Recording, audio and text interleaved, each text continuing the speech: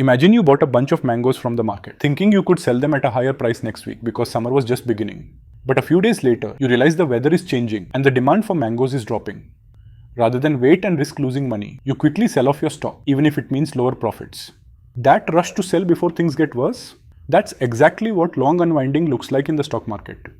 Long unwinding happens when traders or investors who had previously bought stocks, futures, or options expecting prices to rise start selling those positions to exit the market.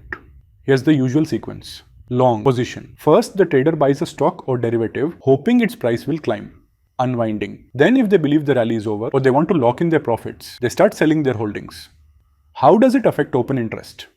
Now, here's where open interest, the total number of outstanding contracts, comes into play. During long unwinding, prices fall because of increased selling pressure. Open interest drops because traders are closing their positions rather than opening new ones. It's important because it tells us why prices are falling. If the drop comes along with falling open interest, it's not fresh short selling, it's buyers giving up. A real world example. Think about what happened in March 20 when COVID shook global markets. Investors who had been bullish on many stocks started unwinding their positions, even at losses, just to get out of the market. Prices crashed, and open interest in many futures contracts fell sharply. A classic case of long unwinding, fueled by fear and uncertainty. How to spot long unwinding? Look for these signs. The price of the asset is falling. Open interest is also declining. There is increased selling volume, especially after a recent uptrend.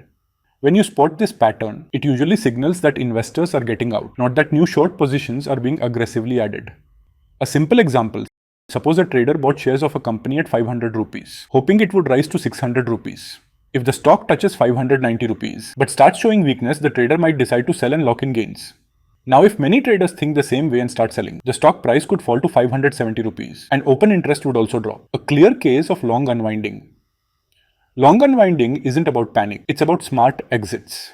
Recognizing it early can help you avoid getting stuck holding positions when momentum fades.